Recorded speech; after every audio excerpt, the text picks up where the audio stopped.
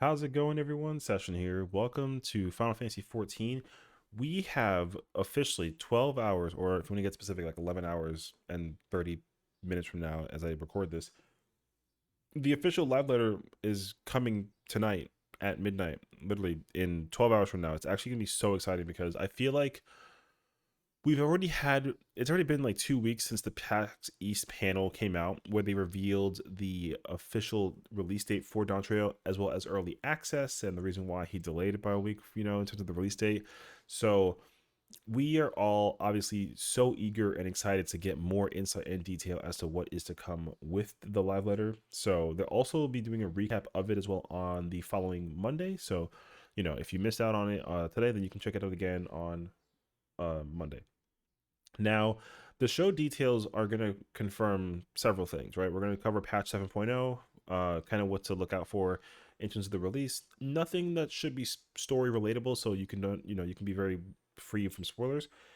A Rome Resplendent with the Warriors, that segment, most likely just talking about the player base in terms of what they've been through and everything, how it works out for them, as well as miscellaneous updates. Now, if this is the live letter that we're thinking about, the way how the opener is going to work with the countdown with the live letter is they'll start counting down from like 10 to 0, and very similar to when they revealed the title screen for Endwalker, they should be revealing the title screen for Dawn Trail when you log and boot the game up. So that should be the first thing that we see, and of course, like, the crowd's going to go wild and it's going to be really exciting and really cool. So I'm really hyped for that. And then most likely he'll talk about again, just stuff involving Dawn Trail overall, like in a general sense. So if you didn't watch the PAX East panel where he covered some of the gameplay details and features in regards to the game and where it's at now, what it'll be. So Endwalker was designed as an expansion to pretty much provide you like the maximum storytelling finale to the saga of Hydaelyn versus Zodiac, right? So now that saga has been completed, they had to obviously start over with creating a new storyline basis, kind of like just getting that fire started, right? So as a result, this expansion should primarily focus on refining the multiplayer experience and the gameplay, as well as creating more contents, if anything, for us players to be really a part of cooperatively and on our own. And I think that they've pretty much used Endwalker as a time to cover all the tracks that they possibly could cover with regards to creating that single player experience. But now it's time for them to go back to the roots of them making what is essentially like an MMORPG. So you'll most likely hear them talk about more details from the PAX panel where, you know, they want the game to be what they want the game to be now, right? We're gonna get new content, new bosses, new monsters, um, raids and ultimates and trials and more deep dungeons and field operations. You name it, we're gonna be getting it. Now, I don't think that we'll see a lot of those things. I think a lot of us can hope and dream that we will. So personally, for me, I would love for them to actually reveal and confirm like not the first phase of the ultimate, but just letting us know like a small little trailer as to like who, because like if you watch the 6.1 and 6.3 trailers for Endwalker, the very final segment, they just show like the bosses that appear and then they do like an attack or something, or they let you know like, hey, like, it's us, right? I would love for them to showcase that, but again, I doubt it entirely. So that's just me hoping and dreaming. So anyways, with regards to the patches 7.0 release as well as miscellaneous updates, they pretty much mentioned it that the next live letter will still be covering a lot about the graphical updates to the game, since that's probably like the biggest selling point for Dawn Trail in its entirety. For a game being more than 10 years old in terms of its graphical engine, this is the first time that it's ever getting that engine update graphically, right? And we're going to be seeing it again in the future. Not right away. I don't think that, like, if they do make 8.0, we might not get like another update in terms of the graphics. We'll kind of wait and see. But you kind of got like a small taste of it if you did the Final Fantasy XVI collaboration event, which was incredible, by the way. But the main character actually uses the current graphics models. Sorry, the newer graphics models, but it's still under the current engine. So he looks great with the update, but he's still under the current engine. So if you were to, see him in the new engine, he'll probably look even better than he already does now. So all of our characters and NPCs and all that fun jazz, right? Everyone's kind of expected to look similar to what that main character looks like. So it's going to be an incredible experience to just graphically see that. Now, on top of that, most of the details that he covered graphically was about like the hair and like the face and shading, and we got like a small teaser of like the double dye system where you're going to be able to use two dyes on a piece of gear for color sakes and glam purposes. So one thing that hasn't really been covered though in that situation is the weapons. Obviously, there's a lot of weapons in this game, some that are dyeable, some that are not, that you can actually dye them. And so I'm hoping that he actually goes into emphasis and explains that weapons also are able or capable of being dyed with two different colors and have that kind of come into play. So it would be really exciting to see that because we haven't actually seen anything regarding weapons at all. So I'm hoping that they actually go into some emphasis about that with this current lab letter.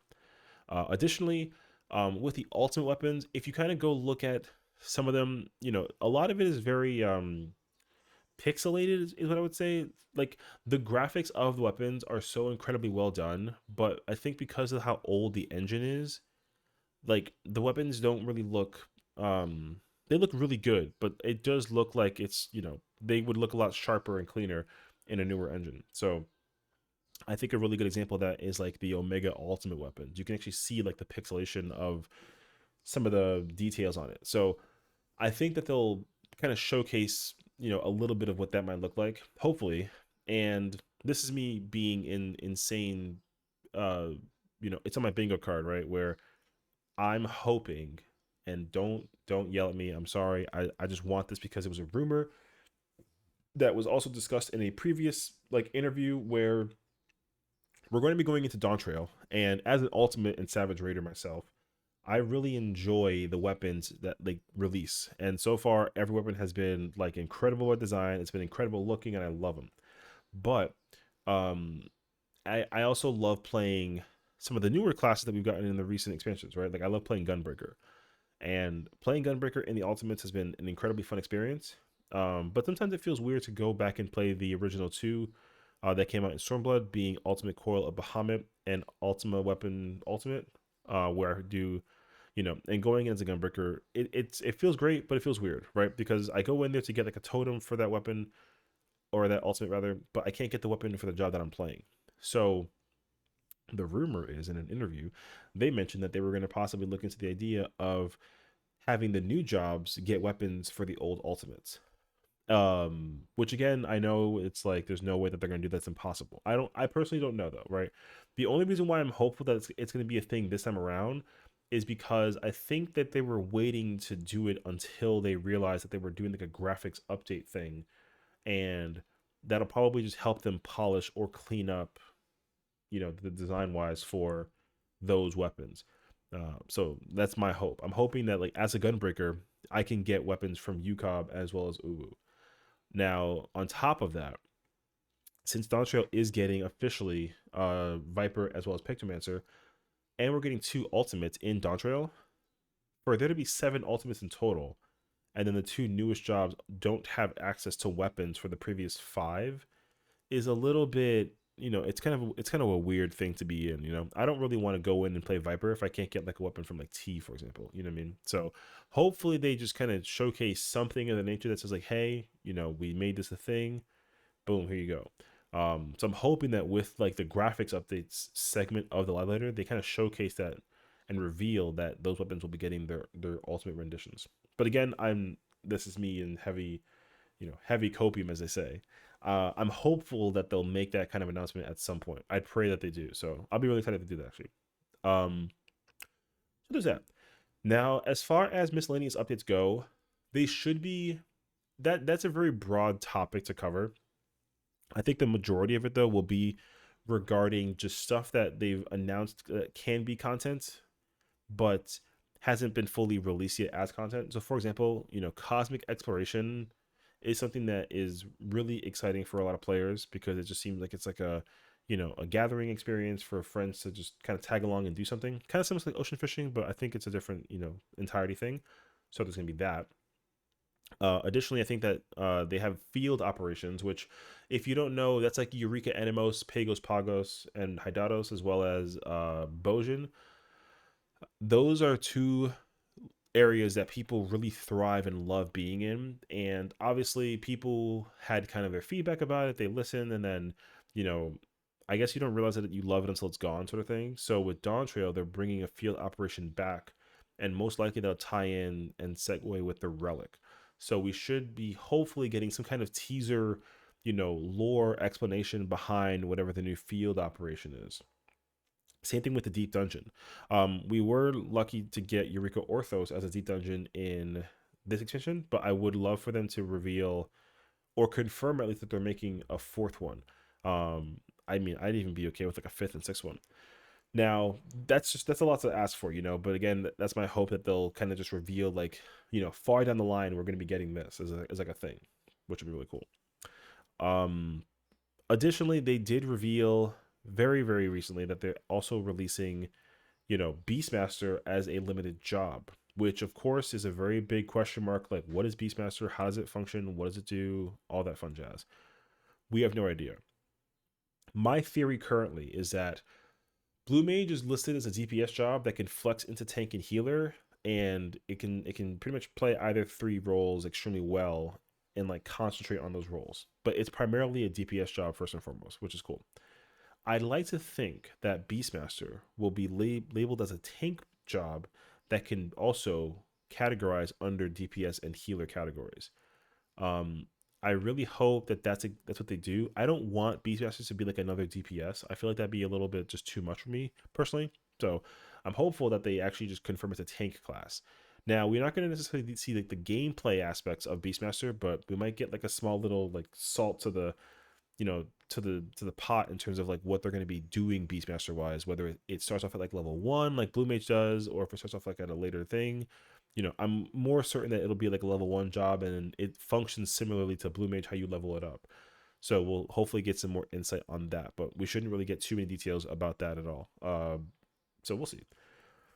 Last but not least, I think the most important thing is to understand that from a lore perspective, there's a lot of things that are going to be covered in Dawn Trail as we kind of progress through the story, right? And I think people are really excited for that lore for Dawn Trail's MSQ line from start to finish. But we'll also hopefully get like a little bit of a teaser in other lore points as well, such as like the raids and the alliances, and anything involving like Manderville. I know that they've expressed that they wanted to work on that as well. So I mean, in my mind, I don't really think that they'll reveal anything crazy in regards to the rating experience, but I'm desperate for any information that's new at this point, where I'm just really hoping that we get something really exciting. And so, lore is lore. So I'm ready to eat whatever lore that they throw my way.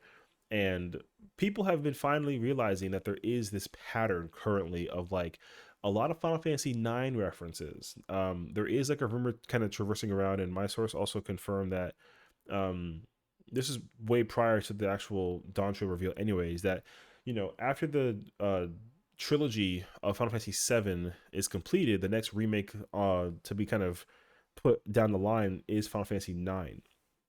So Final Fantasy IX having a remake is a really cool and exciting thing, but it's not directly indicative of Dawn Trail using a lot of pinpoints and plot points from Final Fantasy IX. It is a coincidence, but people really like the idea that there could potentially be like a connection there. So it's kind of hard to like really put that into perspective, but again, lore is lore, right? So we'll see kind of how that plays out. Now, I don't really know what to expect in terms of um, the live letter. Like I said, I'm really hoping that they just reveal more stuff with graphics, more content that we'll be seeing, as well as stuff that involves just like the weapons and all that fun jazz. What I will tell you is that they're not going to be revealing the whole like job actions trailer, because that's going to be for the media tour. That should be coming out next month. We're not going to be, we might get like a small hint about what the reworks look like for Astrologian and Dragoon, but in terms of seeing what the job and the gauges look like for all the classes that we have, we're not going to be seeing that, unfortunately. It is not that it's too soon. It's just if they give us that now, then we'll have nothing between now and the release of Dawn Trail, and that's like a 2.5 month gap of just emptiness and waiting, you know. So we'll be getting something else in the future. Like I said, within the end of May or like maybe the very beginning of June, but most likely middle or end of May, there'll be something else coming out to kind of further showcase like something to look forward to for Final Fantasy XIV. So definitely keep an eye for that.